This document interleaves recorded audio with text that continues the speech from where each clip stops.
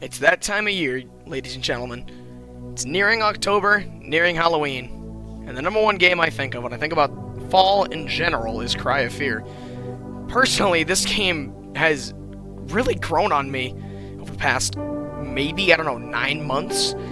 But it's really grown on me, and I love it for what it is. To the point that I actually 100% the game. I'm not mentally, okay?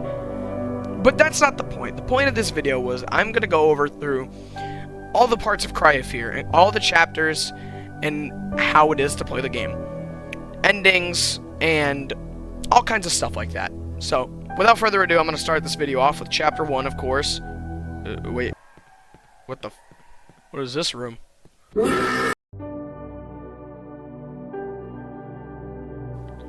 Another thing I forgot to mention during that intro was that I'm going to be talking about some speedrun tricks as well, because Chapter 1 I can finish within 5 minutes. I think I've learned some of the... I don't know. Another key thing I forgot to mention is that in this recording I was using unlockables because 1, I didn't feel like dealing with enemies, and 2, for my own sanity to get to that point in the game, it really does help. And would probably make this recording a lot shorter due to that now. French. He said the funny. I hate myself. Yeah, I know. I suck. My content sucks. Since this is Cry of Fear we're talking about, I can skip this entire section of the game because it's basically a tutorial and it explains to you how the combat works, how most puzzles work, and all kinds of dumb shit like that that's kind of important later on, but you don't really need to know once you've played the game as much as I have. So I'm just going to go straight to the apartments. One quick thing before we continue. This guy was kind of a meanie. He got in my way, so I beat him up.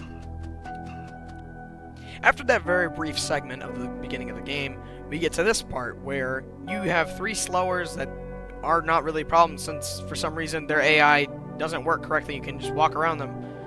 But for the first time ever, I actually got blocked off by 2 of them and actually got hit quite a couple of times. But I mean, it's not that bad. And since I'm a parkour god, I am gonna explain this part too. This little segment right here, if you crouch jump just right on that little board on the corner right here, you can actually jump on that and then jump on the next pole over and crouch jump to reach the ladder. I don't know how this works. There's gonna be a very common theme in this video where I don't know how some things work. For some reason, the doors in Cry of Fear are very glitchy, so you can open the doors from far away, just like I just did right there. And for some reason, they still have, like, a register for when you open them. And this part's even worse, because if you crouch jump just right in that corner right there, and click E, for some reason, it puts you on the 4th floor, and skips almost half of the entire chapter. I'm not kidding. I will show a replay of this. Like, look at this. This is fucking insane. Good God. But after that short segment, what you gotta do, you gotta go... Obviously, you gotta go through the basement, right? Wrong. You don't have to go through the basement at all. You go through this door in this 3rd floor section of the apartments, kill the 2 fasters, and then run by them, go to the 2nd floor, and then go to the room where the Glock is. For some reason, after you kill the faster that's blocking off one of the doors, you can go in that room and crouch jump in front of the TV and get the tape in the fucking TV. I don't know. I have no words to explain this. I was gonna write a whole script for this video, but this is just my genuine reaction. I don't get how that works. I don't know what registers that to happen. A very similar thing will actually happen when you're going back to the apartments in Chapter 4, where if you crouch jump with one of the Michael Myers looking guys near the window, he can actually spawn the ladder, so you can keep that other ladder that you have and just leave the apartments real easy. I don't know how that works. Another segment where you can do that is in the forest with some of the crazy ladies, which you need the scissors to cut down the rope and break the box. And for some reason, if you crouch jump in front of that rope, they can cut the rope and just skip that whole section. I don't get how it works. I don't understand. So when the next couple of parts of this video come out, just don't be surprised when I get to like those points and just start rambling on about how they don't work. This is just a simple warning right now. After that very long discussion of how that works, you go to Sour, and if you have the book, you melt him in 3 seconds like I just did. And we're in chapter 2 all of a sudden.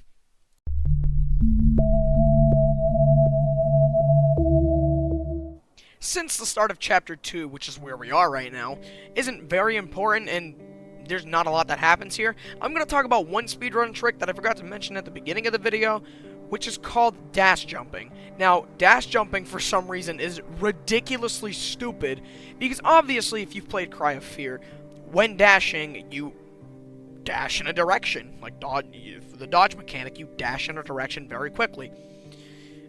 But for some reason, if you jump and dodge at the same time, that momentum stays and it sends Simon flying. I don't know. Cool mechanic, I guess. I mean, it's not really cheating, it's not really cheap. There's nothing wrong with that there. This section right here, I got a little angry because I usually remember this code, because what you're supposed to do is go pick up that magazine, call the number on the phone, hear the voice talk to you, type the number into the phone, or type the number into the keypad, and then piss off, go there, and then, yeah, whatever. But right now, obviously, you can see I'm paused. I had to look it up. I forgot what it was, okay? Don't judge me. This part of the game I was actually quite terrified to go through because of the Saw Runner bait that plays multiple times in here, for example.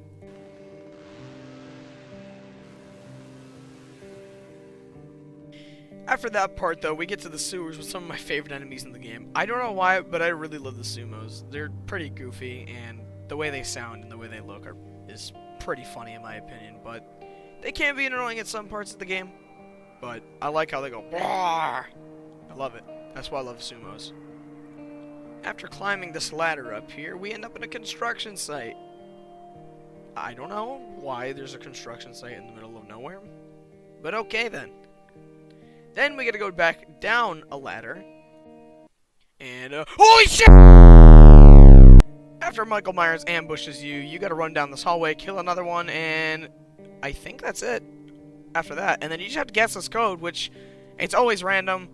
It takes forever to get it right, but it's always random. It's 279 279 279 279 279 279 279 279 this. Finally, Jesus!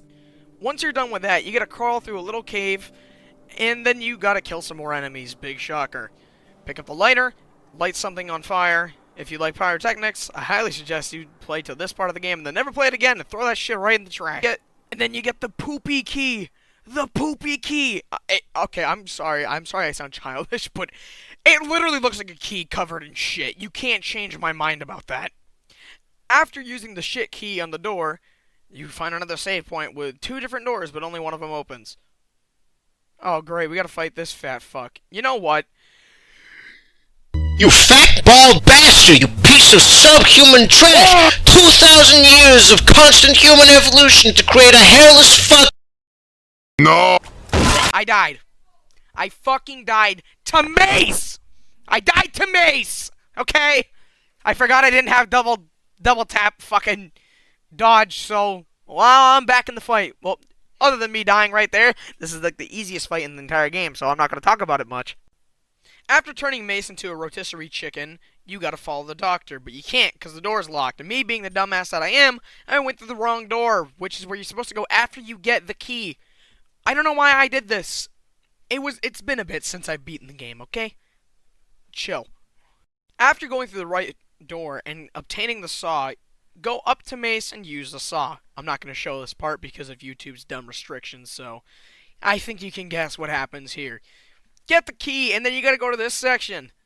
The first nightmare sequence of the entire game. I didn't like this section the first time I played. It kind of spooked me a bit. I also forgot to mention there's a side towards the end that doesn't say some very nice things on it. It kind of goes along the lines of, You should kill yourself now! After that, we escape the dream sequence, and we're in Chapter 3.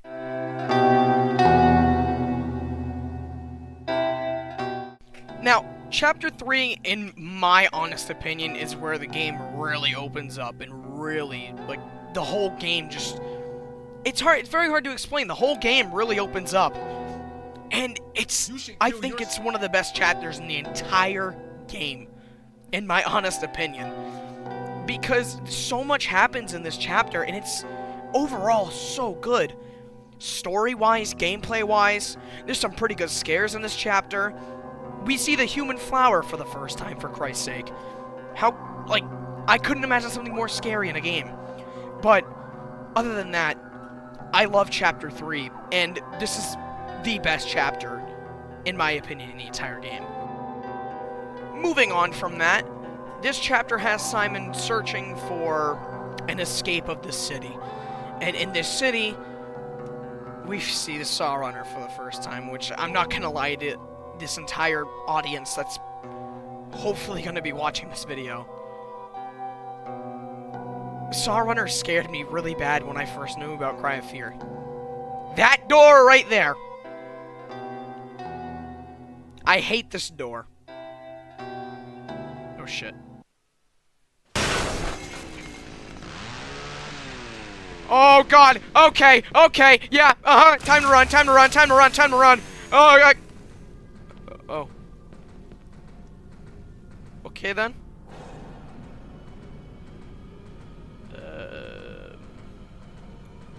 Let me just, 1 second.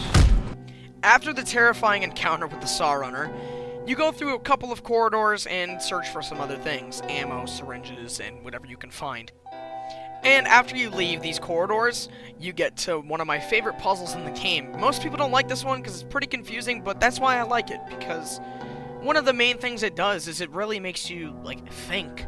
And, like, make you, like, I don't know how to put it, like, you gotta, like, really use your head for it.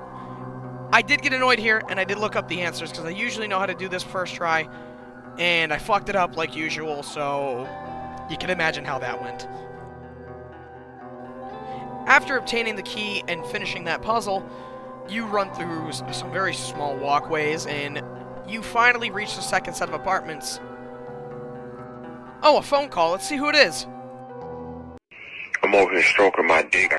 After the very strange phone call, you open this gate over here, and a bunch of Michael Myers guys run at you like you have a pack of gum inside of a school. And if you think I'm joking, just look at the footage here. I'm literally getting bombarded by them. After dealing with them, you find a shovel on the ground that you have to pick up and dig up a key to get inside of the apartments. After obtaining the key, some enemies will spawn, but pay them no attention because they're gonna miss their shots anyway, and there's no point in wasting ammo or just even trying to kill them because they're not gonna really do anything to you. After you walk by those enemies, or kill them, I don't care what, go up to the door and use the key. After using the key on the door, make your way up the stairs and go through one of the doors. After going through one of the doors, jump out of the window and make your way to the very top of the roof. Once you make it up there, you'll be met by Sophie. What the heck? It's Sophie. Ugh, I hate my life. I hate my life too, Simon. Then just die, idiot. That sounds like a great idea.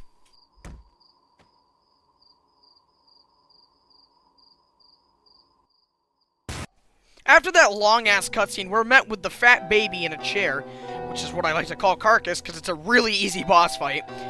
Dead in like 3 seconds. Now, here's the thing. If you're going for ending 2 or 1, you cannot kill Carcass. You have to run away. But if you're going for ending 3 or 4, you have to kill Carcass. I will explain how to get all the other endings in the other videos that are coming up very soon after this. But after this, that's it. This is the end of the video. Sophie jumps off. She's dead. Oh, wait a minute. May as well go join her. Hold on, Sophie, I'm coming! After Sophie's oh-so-tragic death, Simon decides to go take the fucking key card that's off her body and move on with his life. Now, that's it for Cry of Fear chapters 1 to 3. Now, there will be another video in the future, but this video took so long to make. Not including all the editing and everything else. The simple recording of my gameplay was 30 minutes, and the editing was just about 2 hours. The first part of the video with Chapter 1, I started recording yesterday. I didn't finish this till today. So, if you are new to the channel and you just so happen to stop by and see this video, please consider liking and subscribing to this channel. It would really help me out, and I would see that my work does have some reason to be done, and you know, I do put a lot of effort into a lot of these videos, so I would really appreciate a like or subscribe in this video. Other than that, I will see you guys in the next part whenever that comes out, which I will get to work on immediately, unlike I did with one of my Kingdom Hearts videos, which started in May and still is being edited. But other than that, I'll see you guys in the next one.